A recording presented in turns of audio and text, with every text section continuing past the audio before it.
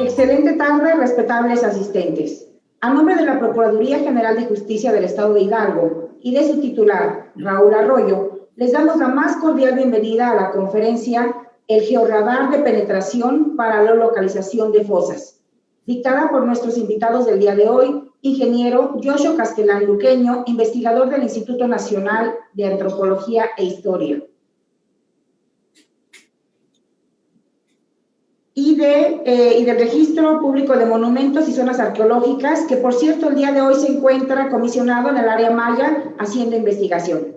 Así como también damos la más cordial bienvenida al arqueólogo Osvaldo Esterpone, investigador del Instituto Nacional de Antropología e Historia, con una amplia trayectoria en la investigación científica en la formación académica en arqueología, la cual se lleva a cabo dentro del ciclo de conferencias en el marco de la conmemoración del centenario de la Procuraduría General de Justicia del Estado de Hidalgo. Al finalizar la conferencia, se abrirá un espacio para realizar sus preguntas y sus comentarios. Arqueólogo, le agradecemos su invaluable apoyo con esta Procuraduría. Por favor, sea tan amable de dar inicio con la conferencia. Muchas gracias nuevamente por su participación.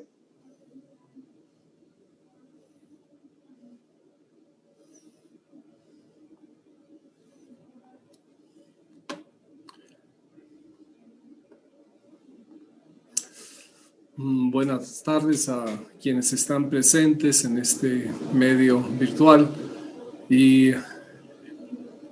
queremos expresar nuestro agradecimiento por la invitación para participar en este ciclo de conferencias mediante la presentación de nuestras experiencias en materias de geoarqueología al licenciado Raúl Arroyo González, Procurador de Justicia del Estado de Hidalgo, a la doctora Mercedes Citlali Mendoza Mesa, directora del Instituto de Formación Profesional de la Procuraduría del Estado de Hidalgo, y al arqueólogo Isaac Aquino Toledo, perito en arqueología forense de la Dirección General de Servicios Periciales de la Procuraduría General de Justicia del Estado de Hidalgo. Como bien ya lo dijo la doctora Mendoza Mesa, el ingeniero Yoshio Castelán Luqueño se encuentra en labores de campo en este momento, realizando estudios de geofísica, y no podrá estar en esta sesión. Sin embargo, comenzaré la exposición sobre los temas relacionados con la geofísica y los contextos forenses en la siguiente lámina.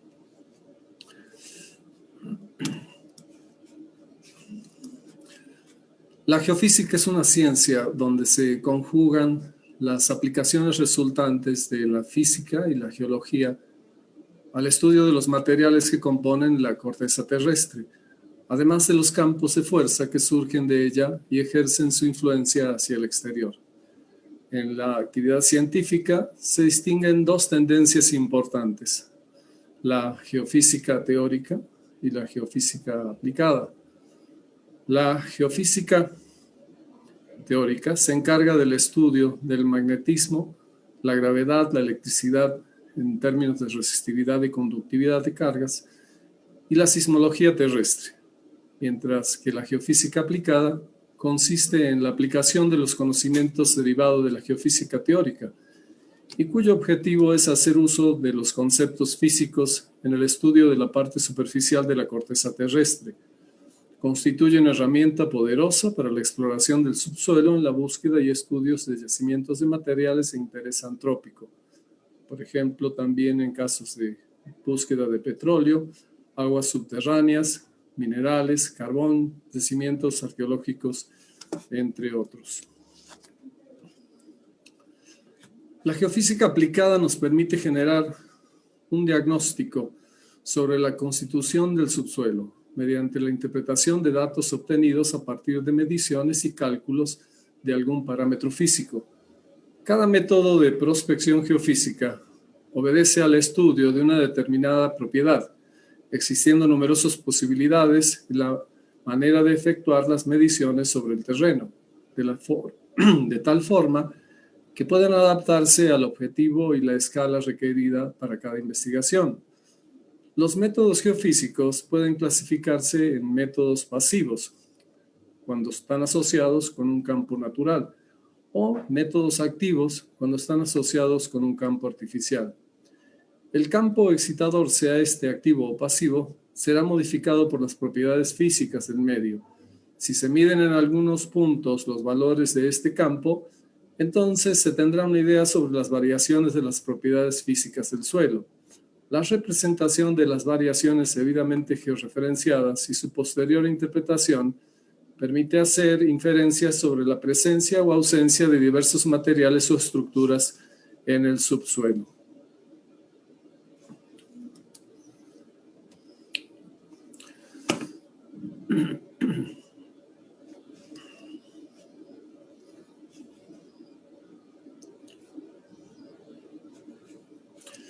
Todos los métodos mencionados tienen la propiedad de ser métodos no intrusivos, es decir, no generan destrucción al generarse la aplicación o alteración de los contextos, lo que desde un punto de vista ambiental es una gran ventaja respecto de otro tipo de prospecciones del subsuelo. De manera general, entre los métodos pasivos se pueden señalar los que surgen de estudios de gravimetría.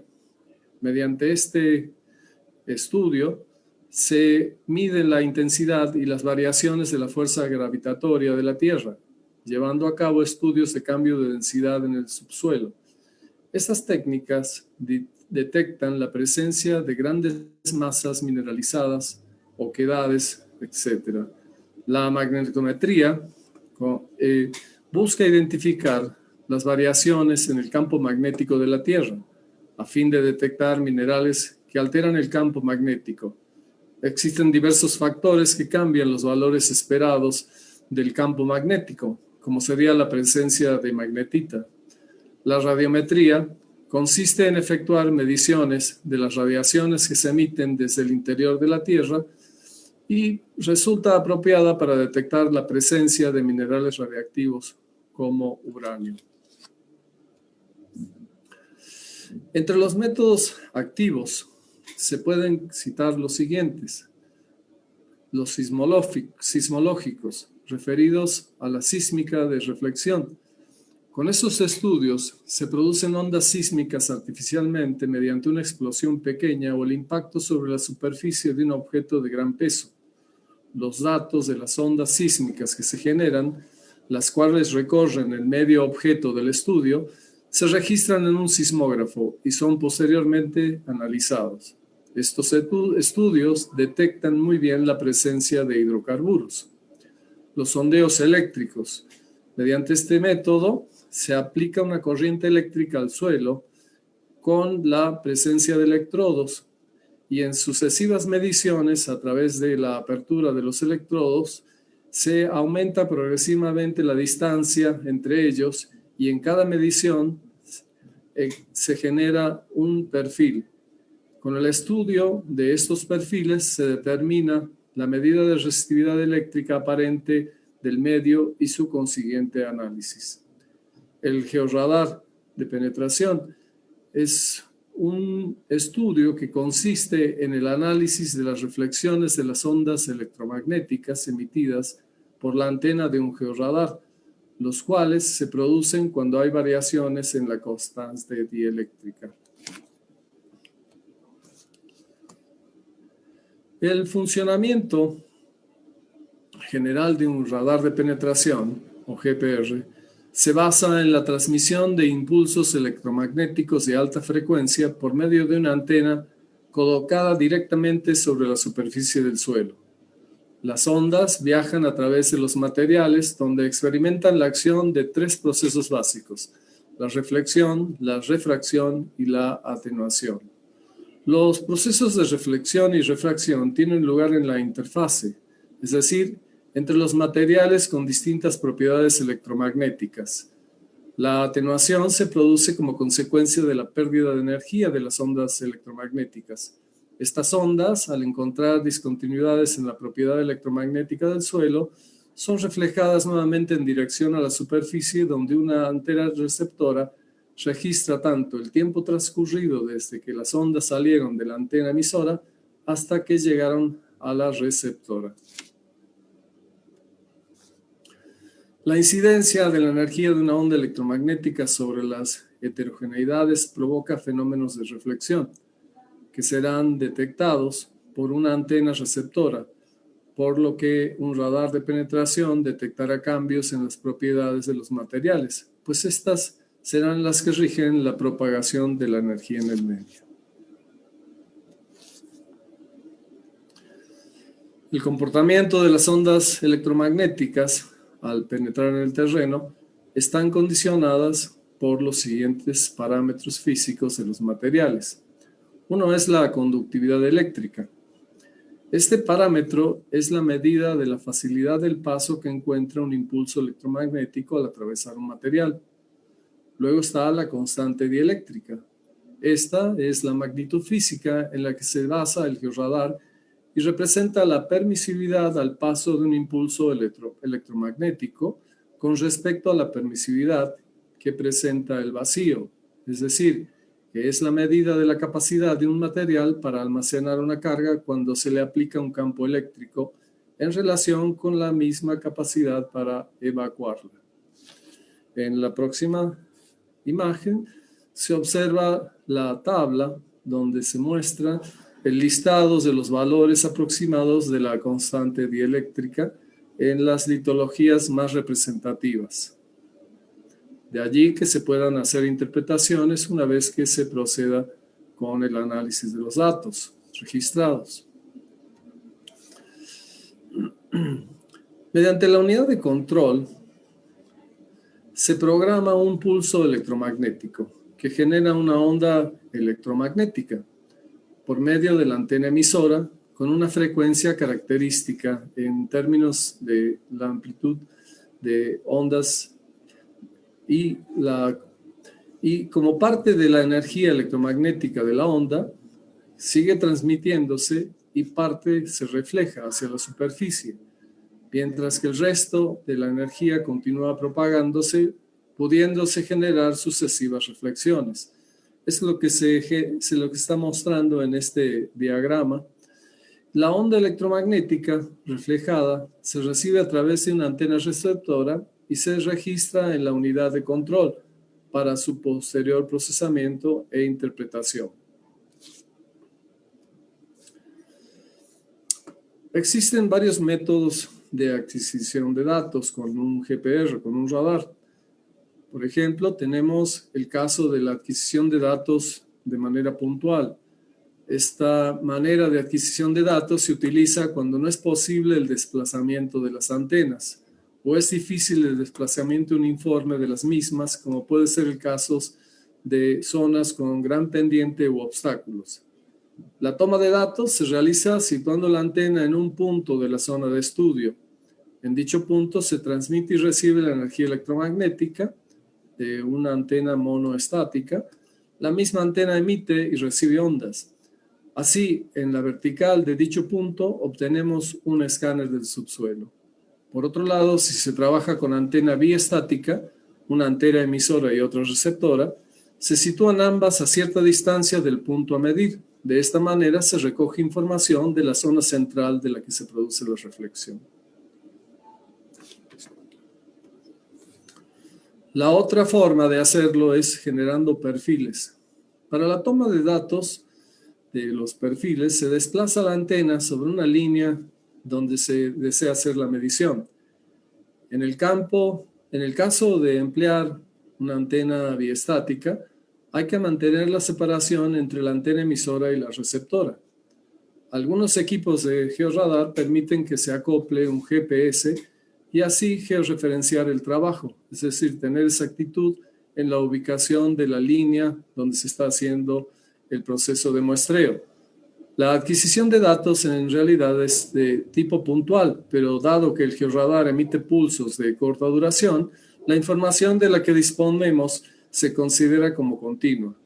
Pero para que se cumpla esta continuidad es importante que la toma de datos se realice con una velocidad constante sobre la línea, o lo que es todavía más práctico, utilizar un odómetro asociado al GPR,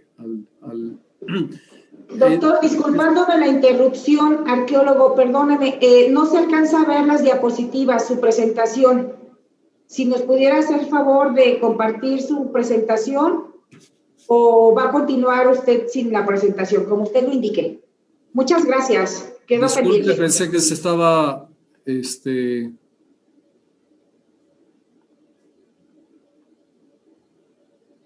disculpe usted, pensé que se estaba haciendo se había hecho el compartir la pantalla. ¿Desea usted que comience nuevamente con este proceso?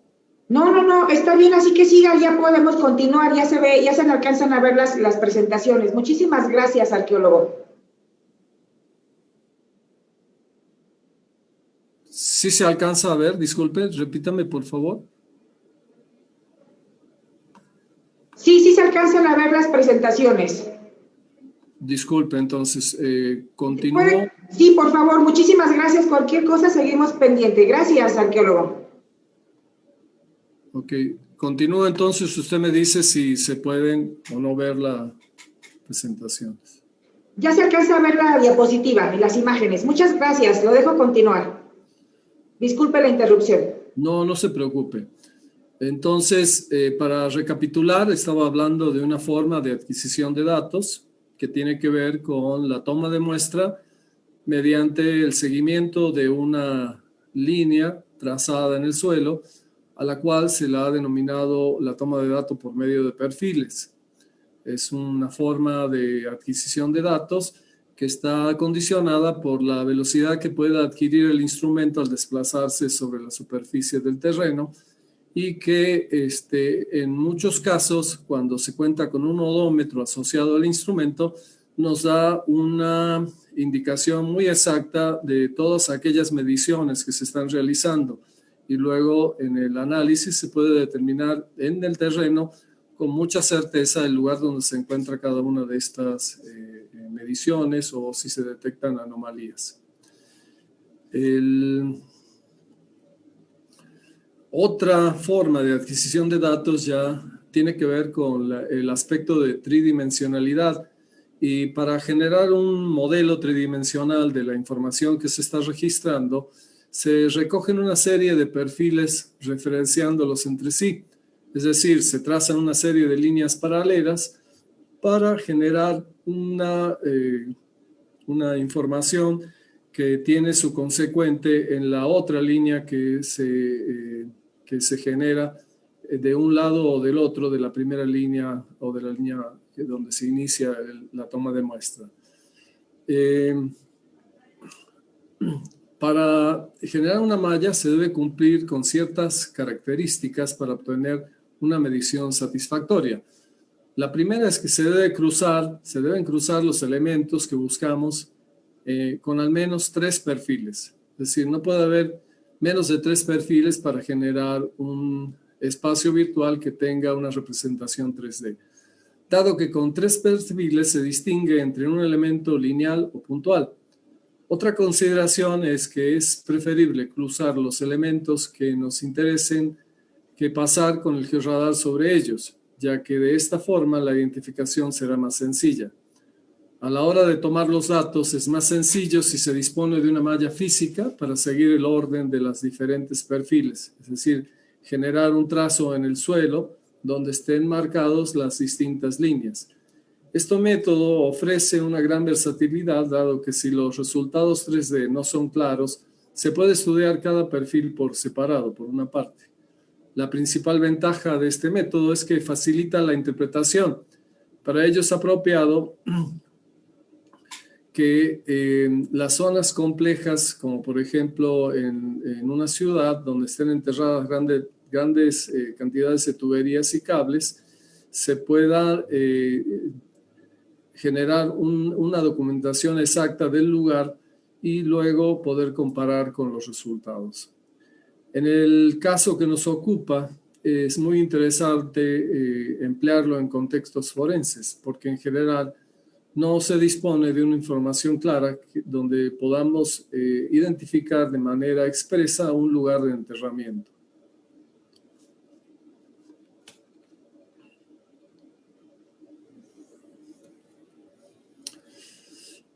Con respecto a los procedimientos de prospección mediante el georradar, se pueden considerar las siguientes aplicaciones, es decir, los estudios de georradar pueden ser aplicados en cuestiones arqueológicas, como por ejemplo para la localización de construcciones antiguas, cimientos y vestigios relacionados que se encuentran en los depósitos del suelo.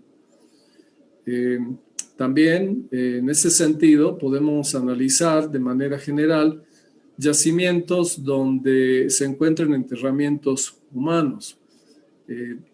También se pueden tratar de encontrar localidades donde haya enterramientos de armas, tumbas y demás. Hay aplicaciones geológicas que se realizan para generar mapas de estructuras geológicas, es decir, estos depósitos que tienen cientos de kilómetros cuadrados a veces, y donde se desea entender cuál es la característica del subsuelo en términos de la geomorfología. Se pueden tratar de identificar fracturas en las propiedades de los materiales del suelo, para identificar fallas o lugares propicios para asentamientos o no de construcciones actualmente. También para localizar oquedades, estructuras kárticas, además de estudios de minería, en estudios de riesgos geológicos, en estudios de recursos para identificar mantos acuíferos, además de otros estudios, por ejemplo, de batimetría. En cuestiones arquitectónicas, se pueden utilizar estos instrumentos, los GPRs, para hacer investigaciones o inspecciones en las fachadas de los edificios, para entender cuáles son sus características o los atributos por ejemplo, estructurales de una pared. También se pueden identificar humedades o zonas afectadas por grietas en los edificios. En cuestiones medioambientales, han sido utilizados para detectar contaminantes en mantos acuíferos o en los depósitos del suelo. También para hacer estudios sobre valoración de riesgos de situaciones en vertederos de agua, mediciones en el grosor de capas de nieve o hielo y otros temas afines. Cuando describimos o pasando a describir el instrumento, estos GPR, tomamos como base la familiaridad que tenemos con uno de ellos. Existen varias fábricas que manufacturan esos instrumentos, pero sin embargo los componentes generales se comparten por todas estas, por la industria. Hay ciertos estándares de construcción. En este caso estamos viendo un instrumento de la marca GSSI, una empresa situada en Estados Unidos, que fabrica el sistema 3000. Este sistema ya ha sido superado, hay instrumentos mucho más modernos. La imagen que estamos viendo corresponde a un GPR de los años 1990 en adelante.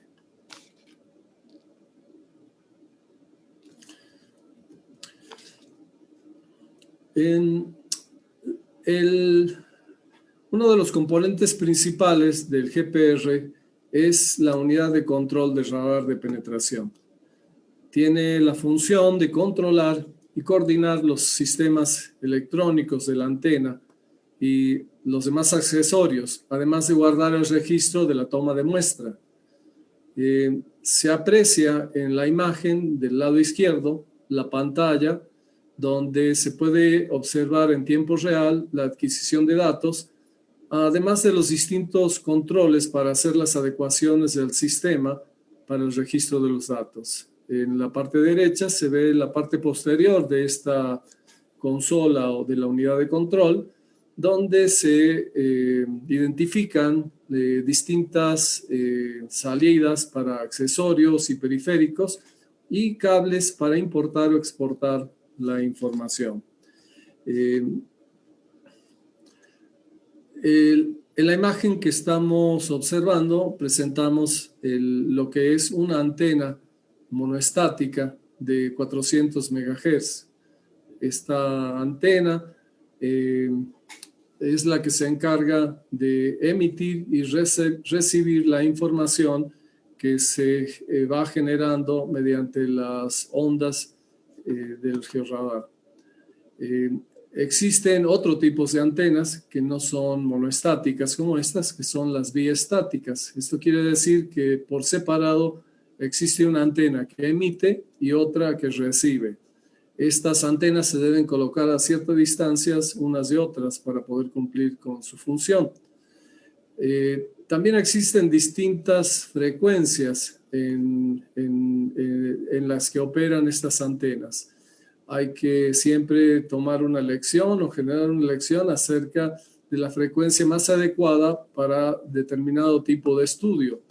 Esto en función de la profundidad a la que se quiere llegar durante la etapa de muestreo y el grado de resolución de los resultados. Por ejemplo, una frecuencia de onda baja de 100 MHz podrá llegar a mayor profundidad, pero también por las dimensiones de los resultados se tendrá menor grado de resolución. Es decir, a mayor profundidad, menor posibilidad de tener una mejor definición. Por otro lado, una frecuencia de onda alta, por ejemplo de 1.5 GHz, podría tener un grado de profundidad de estudio bajo, pero de alta resolución. En el primer caso de una antena de baja frecuencia, se podría utilizar para hacer estudios entre 7 y 15 metros. Es decir, si usamos una antena entre 200 y 100 MHz, obtendremos resoluciones muy claras entre los 7 y los 15 metros. Pero si utilizamos antenas de 3 metros, de 400 MHz, obtendremos buenos resultados a 3 metros de profundidad, mientras que las de 1.5 GHz nos servirían para tratar de estudiar, por ejemplo, apenas unos escasos 20, 30, 50 centímetros en contexto, por ejemplo, de que se quiera identificar algo muy superficialmente. El vehículo de inspección es lo que estamos viendo en esta imagen. Estos modelos y los tamaños de los vehículos están tienen cierta correlación con el tipo de antena que se usa. Por ejemplo, una antena de frecuencia central baja es de una dimensión muy grande. Pueden tener aproximadamente 1 metro, 1,5 metros, dependiendo de la marca, de largo por unos 60, 70 centímetros de ancho, requeriría de un vehículo mucho mayor, o generalmente lo que se hace es generar un proceso de muestreo arrastrando la antena sin un vehículo que la aporte, ¿no?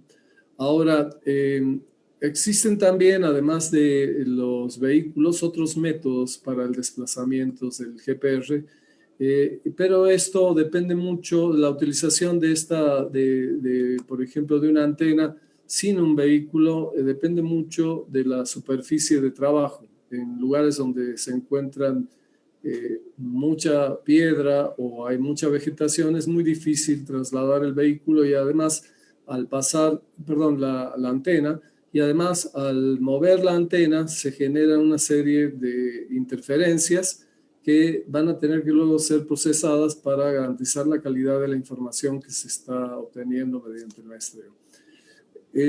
Un elemento muy importante dentro de los instrumentos que completan lo que es el georradar es el odómetro. El odómetro es el que permite establecer el control y la medición del desplazamiento del vehículo y la antena.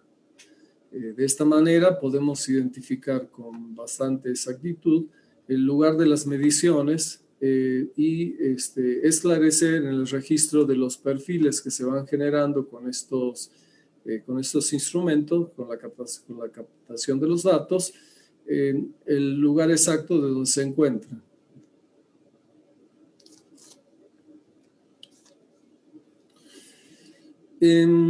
Las operaciones de campo con GPR son bastante sencillas en un sentido y la adquisición de datos es muy rápida. Las mediciones se realizan desplazando las antenas del GPR en vehículos, plataformas o de manera manual, con el fin de generar líneas sobre las cuales se obtiene información y donde el trazo de una retícula es muy importante si se requiere hacer un modelo en tercera dimensión. Lo mismo, es muy importante generar retículas para establecer la correlación entre distintas líneas y poder hacer el estudio correspondiente de los radargramas.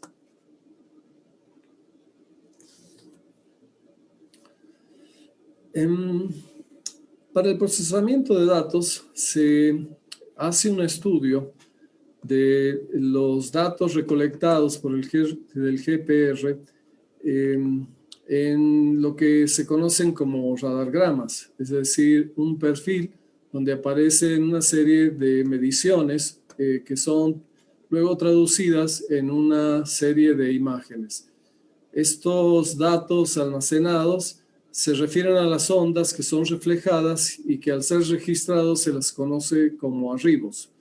Los primeros arribos corresponden a lo que se conoce como la onda de aire y onda de tierra.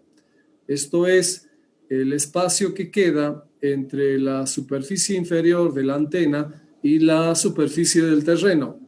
Por razones de desplazamiento, generalmente existe un espacio entre estas dos superficies y el radar detecta esto. Entonces, este primer contacto de la onda electromagnética con la superficie del terreno debe ser luego analizada, debe ser filtrada, y una vez que se hace esto, los siguientes arribos de la onda reflejada corresponden a la representación de estratos o capas del suelo. En la imagen podemos ver un esquema de una toma de muestra con un radar de penetración y lo que representa esto son los parámetros físicos del medio por el cual se transmite la onda mediante el empleo del georradar. Esta onda es una conductividad de energía eléctrica, y la conductividad se encuentra condicionada por el medio por el cual atraviesa. Es decir, puede ser un medio que sea conductivo o puede ser un medio que sea muy conductivo. Por conductivo me refiero a que generalmente en estas situaciones de los depósitos del suelo existen elementos que van a reflejar sus atributos. Cuando son sumamente conductivos, es muy difícil obtener un registro o una información que sea adecuada, porque la onda penetra y no hay una reflexión que pueda garantizar que se pueda hacer una interpretación correcta de lo que se está documentando. En la imagen vemos entonces, por ejemplo, dos radargramas, uno donde el medio es resistivo, como generalmente lo es, y otro donde el medio es conductivo, pero sumamente conductivo, y donde no aparecen los distintos atributos que podrían tener los materiales que se encuentran en los depósitos del suelo. Bueno, llegamos entonces ahora al tema sobre la implementación de la toma de muestra mediante el radar de penetración referidos a las aplicaciones forenses.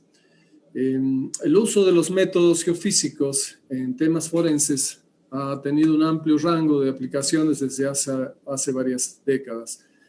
Se pueden mencionar varios casos donde la exploración geofísica ha tenido éxito en los estudios forenses, como por ejemplo la detección de depósitos ilegales de basura tóxica mediante el uso de GPR, y tomografía en los casos del norte de Irlanda, por ejemplo. También la detección de minas personales en áreas donde hay conflictos bélicos, o en el caso, por ejemplo, de la aplicación para el estudio de una tragedia aérea que sucedió en Lockerbie por un atentado terrorista en diciembre de 1998. Sin embargo, el objetivo de buscar fosas con técnicas geofísicas comenzó hacia los años 70. Es cuando inician las primeras aplicaciones forenses mediante el uso de instrumentos como el radar de penetración y otros, lo cual marca el inicio de un primer periodo que va hasta los finales de los 80s. En este periodo son muy escasos los estudios que se pueden consultar, que puedan darnos una idea sobre lo que sucedió en ese tiempo. A partir de ese momento comienza un segundo periodo que va hasta los primeros años de los 90, donde se aprecia cómo el uso de las técnicas comienza a fortalecerse. Y por último, un tercer periodo vigente hasta hoy día, donde se ha despertado el interés de la investigación en este campo, lo cual se ha manifestado en múltiples estudios y publicaciones. En la gran mayoría de países latinoamericanos no se aplica la geofísica forense para la búsqueda de personas desaparecidas. De ahí que haya surgido la necesidad de aprovechar los conocimientos de las ciencias de la Tierra y el uso de tecnologías para evaluar su utilidad en la ubicación de contextos de enterramientos humanos clandestinos.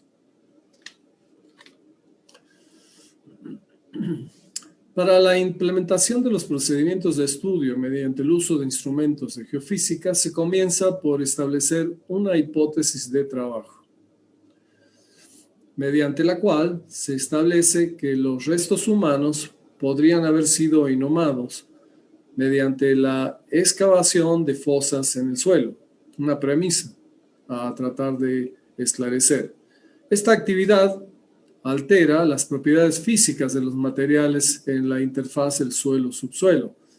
Algunas de estas propiedades son la resistividad eléctrica, la susceptibilidad magnética, la conductividad eléctrica, la reflexión de ondas de radar. Por lo tanto, mediante la exploración geofísica se podrían detectar las geometrías de cuerpos contrastables de estas propiedades, donde en los radargramas o en los perfiles que se generan mediante las aplicaciones asociadas a estos instrumentos.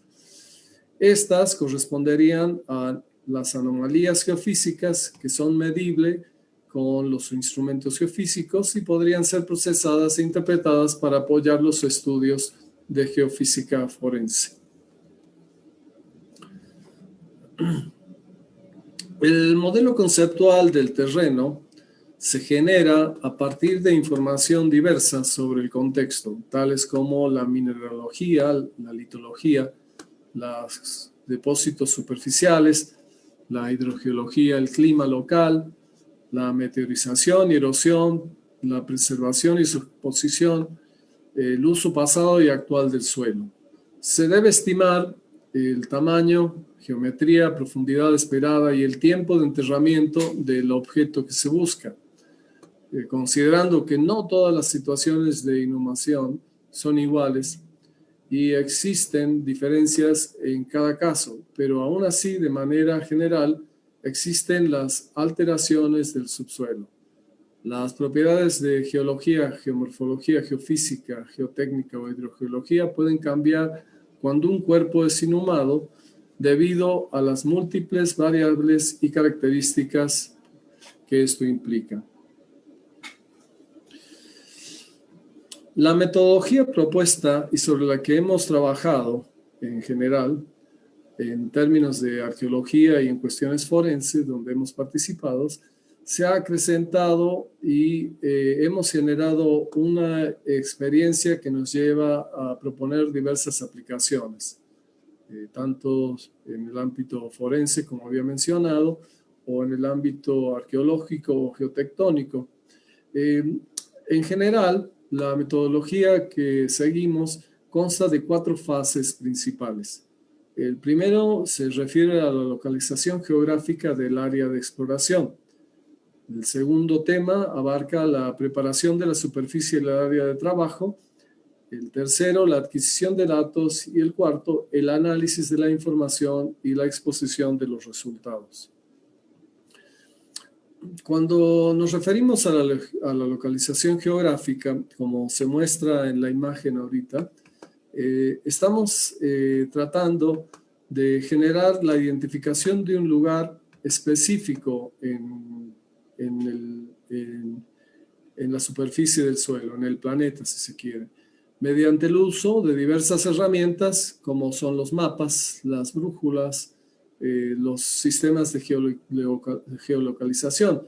Hoy día estamos muy familiarizados con el uso, por ejemplo, de aplicaciones como Google Earth, que sería la primera imagen de superior izquierda, donde se demarca una superficie en rojo que está estableciendo la localización específica con la cual se puede identificar ese lugar en específico. En la actualidad, tener acceso a la ubicación geográfica es vital en el área tecnológica, ya que permite identificar en tiempo real un punto específico de la Tierra y, en el caso de estudio, proceder a lo que es la exploración. Aquí, por ejemplo, vemos el uso del georradar en una localidad, ¿no? Y la producción de un radargrama donde se indican en color verde ciertas anomalías.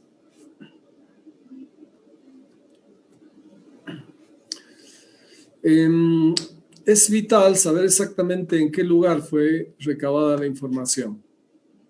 En primer lugar, para una correcta organización de los datos y luego para el procesamiento de la información y saber exactamente dónde se encuentra cada uno de los resultados obtenidos durante el análisis. El resultado obtenido, por ejemplo, en la gráfica que se está presentando, se relaciona con un área de monumentos arqueológicos. En la parte izquierda se presenta el plano de localización del mapa y en el lado derecho el modelo tridimensional en planta de las distintas anomalías. Lo que se está observando aquí es que la distribución de las distintas anomalías genera ciertos trazos o ciertas geometrías que nos hacen presuponer la presencia, por ejemplo, aquí de ciertos vestigios de cimentaciones o otros elementos del registro arqueológico que no pueden ser fácilmente percibidos desde la superficie, ¿no?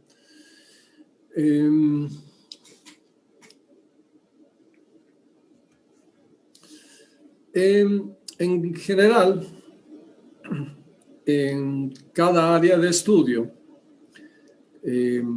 se presentan condiciones muy particulares y las actividades que se requieren están relacionadas con el proceso para garantizar que se pueda realizar el estudio geofísico de una manera aceptable, es decir, que pueda ser viable.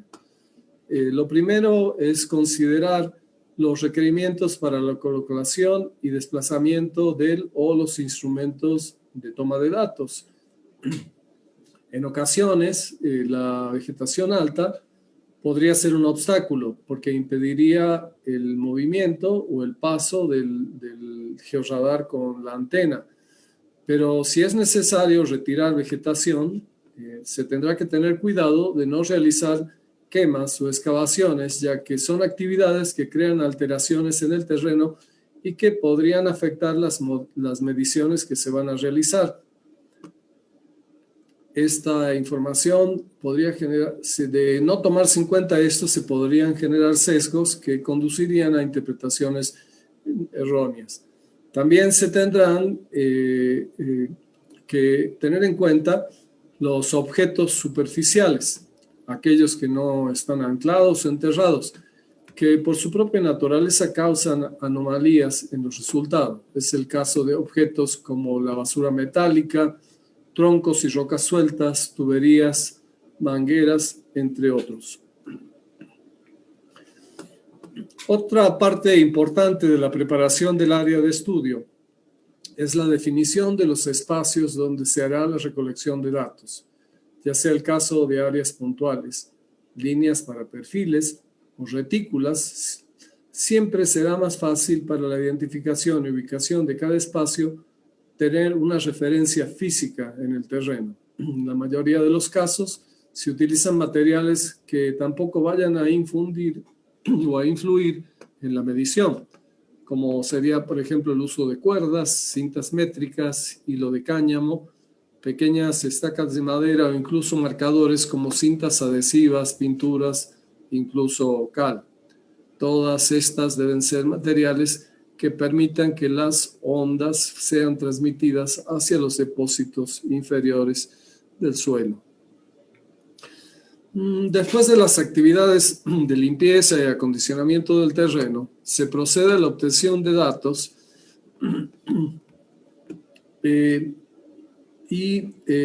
este procedimiento dependerá de los requerimientos específicos del estudio emprendido, los instrumentos a utilizar y las condiciones generales del espacio. La obtención de los datos tendrá que realizarse observando rigurosamente la metodología establecida previamente durante todo el estudio, tal como la determinación del número de muestras de datos, el espaciamiento entre cada muestra, la dirección de los desplazamientos, entre otros.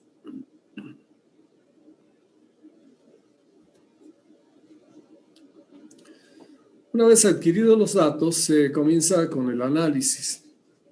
El análisis de los datos será dependiente específicamente del método de exploración que se utilizó.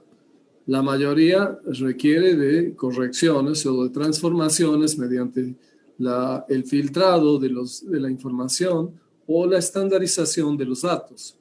En lo particular, con el método de GeoRadar, es posible ver los resultados al mismo tiempo que se toman los datos, aunque a estos se les debe hacer un tratamiento para definirlos y llegar a distinguir las posibles anomalías o los elementos que uno espera encontrar durante el proceso de toma de muestra.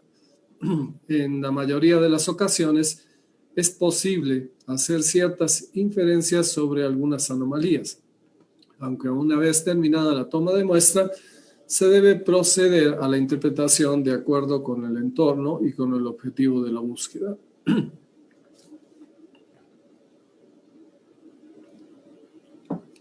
En el ejemplo de la foto se puede observar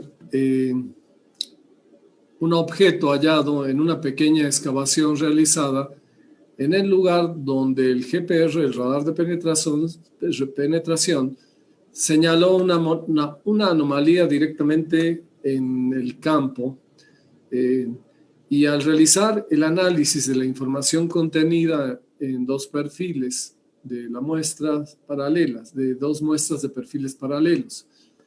En realidad, el objeto mismo, la playera que se ve, no tendría las dimensiones necesarias para provocar una anomalía. En este procedimiento se utilizó una antena de 400 MHz y resulta que en el momento de la excavación realizada, en el análisis de esa excavación, para enterrar el objeto, lo que ocasionó las anomalías no fue la camiseta, sino el haberse cortado la continuidad de las capas del suelo y al haberse rellenado de forma no homogénea la oquedad que se hizo. Si recordamos el modelo conceptual de la fosa que antes mencionamos, serían estas las anomalías que se intentan definir en un contexto forense, es decir, las propiedades de lo que constituye una oquedad, es decir, una discontinuidad en el depósito del suelo.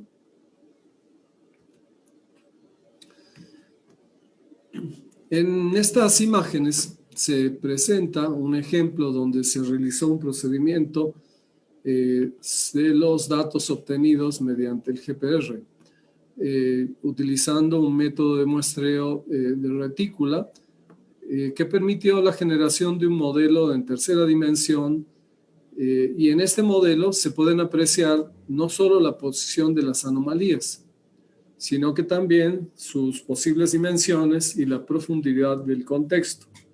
Es la imagen en tercera dimensión en la parte superior de la lámina, donde se puede advertir el área representada con una anomalía en color verde. En este ejemplo, la causa de las anomalías de mayor intensidad de color verde y blanco resultaron ser las vigas metálicas, las cuales habrían sido colocadas para el soporte de una losa que conformaba el techo de un sótano escondido.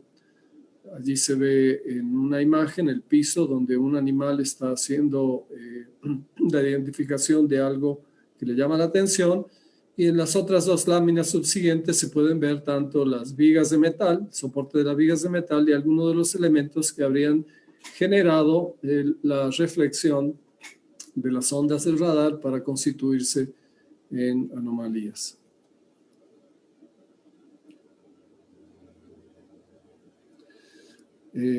Volviendo a una lámina que ya habíamos presentado, se ve la imagen de una planta de un sitio arqueológico con anomalías, y en un lugar en la que, donde se identificaron ciertas zonas de interés demarcadas en 3 áreas se demarcaron en este lugar, y gracias a estas configuraciones geométricas que se pudieron identificar, se hicieron excavaciones donde se encontraron algunos elementos, algunos hallazgos, entre ellos el de un enterramiento humano. Estos son contextos arqueológicos.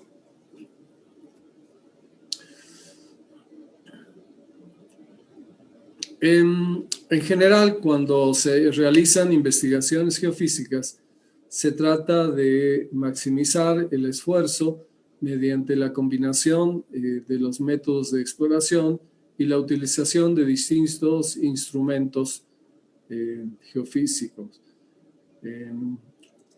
Esto va a estar en función siempre de las necesidades que existen en el trabajo de campo, conjuntamente con las propiedades que dan pauta para la implementación del mejor método posible, teniendo en cuenta también que se pueden combinar los resultados a la hora del análisis de las exploraciones. Estos métodos de exploración son utilizados para obtener información acerca del subsuelo, basándose en la medición de una propiedad física específica de los materiales que lo conforman. Por ejemplo, la resistividad y la conductividad eléctrica, la velocidad de propagación del sonido, el estudio del campo magnético o el campo gravitacional, entre otros. En el siguiente ejemplo, se pueden ver 2 imágenes. La del lado izquierdo, donde se representa la superficie de un área de investigación, donde se procedió a hacer un muestreo con 2 instrumentos: el radar de penetración y un resistivímetro que generó información sobre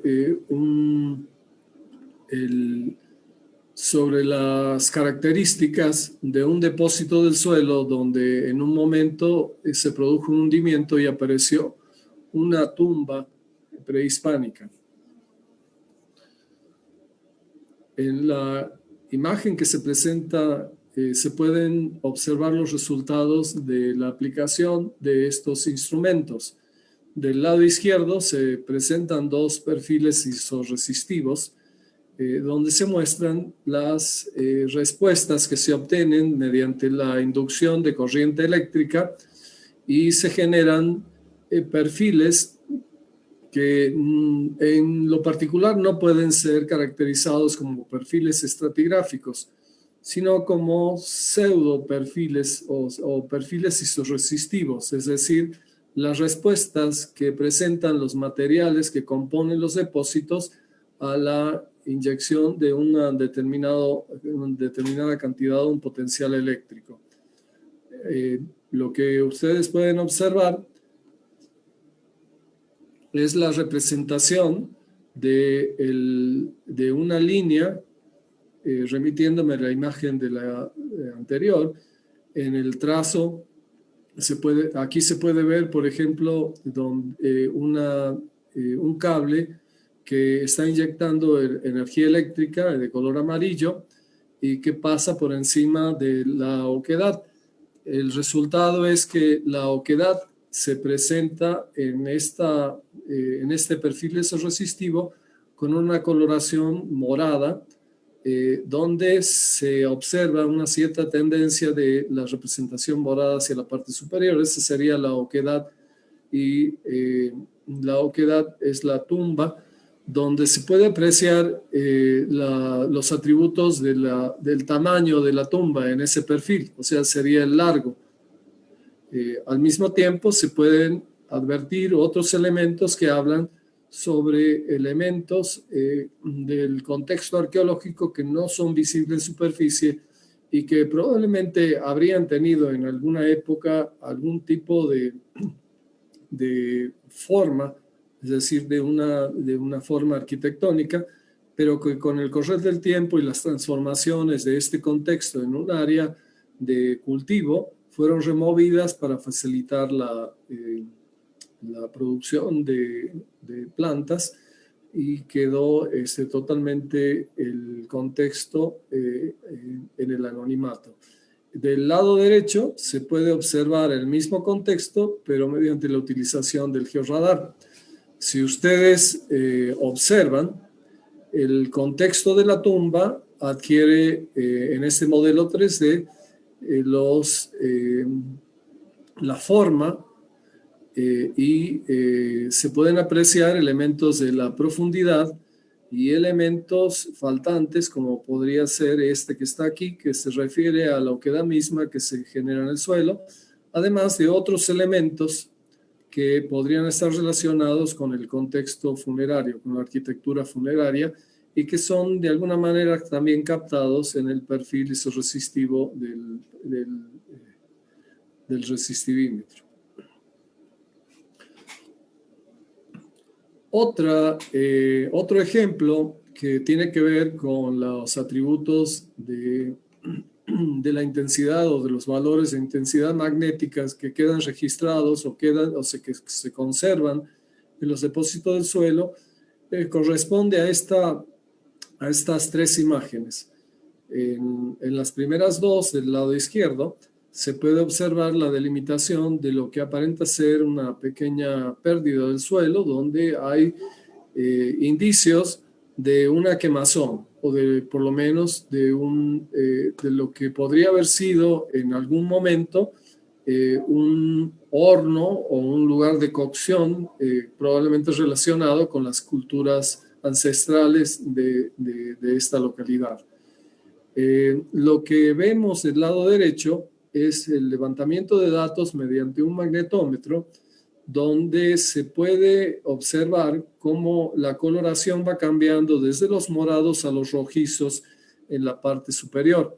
La parte rojiza corresponde a un alto magnético asociado al calentamiento inusual del espacio o de la aplicación de calor, lo cual hace que se produzca una transformación en la direccionalidad de las partículas de hierro presentes en los materiales, las arcillas o las rocas.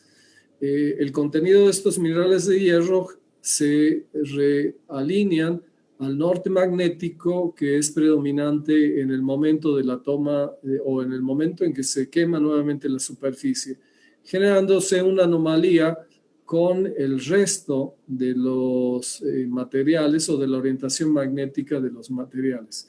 Esto tiene una lógica en función de los contenidos de magnetita o megatita que contengan estos materiales y son a veces interesantes de tener en cuenta estos procedimientos, sobre todo en el caso, como un caso, por ejemplo, ¿no? Como el que se dio en México sobre la quema de ciertos restos mortuorios.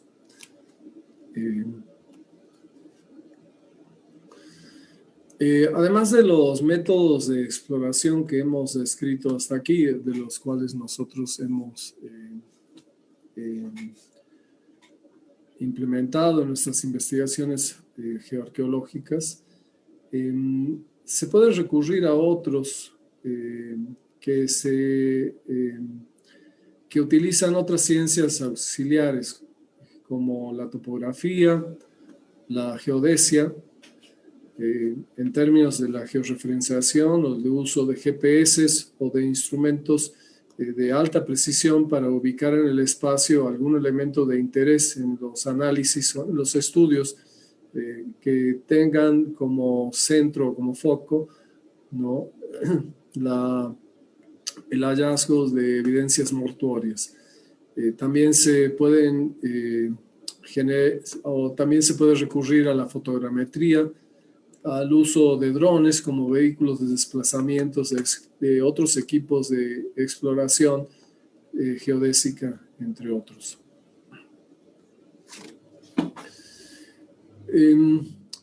Para terminar, quisiera hacer 3 observaciones para concluir con la presentación.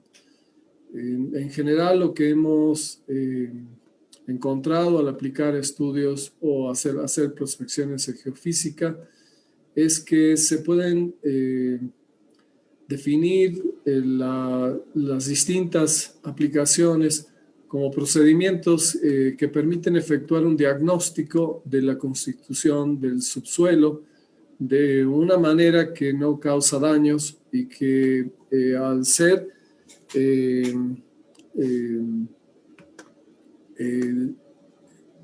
propiciado por estas series de instrumentos, hacen más efectiva la identificación de ciertos objetivos que pueden ser trazados con anticipación. Los métodos de exploración en sus distintas aplicaciones, incluyendo las forenses, aumentan o disminuyen la posibilidad de hallazgos en razón de las propiedades y las características físicas del suelo y el espacio. Además, la combinación de métodos de exploración aumenta en gran medida el valor de los resultados y de la interpretación de los contextos que se están estudiando. Con esto concluyo y agradezco a todos los presentes la atención prestada. Muchas gracias. Arqueólogo, muchísimas gracias por la excelente exposición. Sin embargo, bueno, además de muy buenos comentarios y felicitaciones por su participación, tenemos una pregunta en redes sociales. ¿Qué significa la oquedad? Cuando hablamos de oquedad en términos de arqueología, nos referimos a la pérdida del volumen de un espacio de terreno que comienza a lo mejor en la superficie, es decir, la excavación de un pozo que genera la pérdida de material y que probablemente pueda ser, una vez concluido con el pozo o el propósito para la excavación de un pozo, que en este caso, en términos forenses, se asocia, por ejemplo, a esconder algo o a proceder al enterramiento de restos humanos,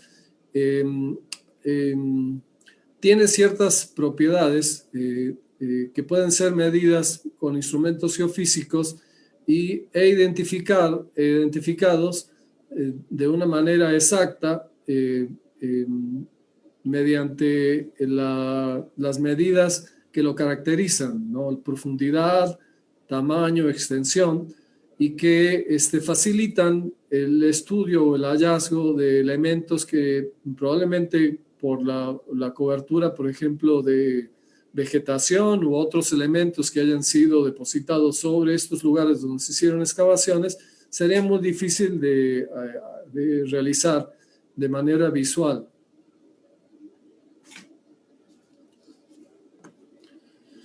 Entonces, en ese sentido, cuando me refiero a una oquedad, es un hueco que puede haber quedado abierto o relleno.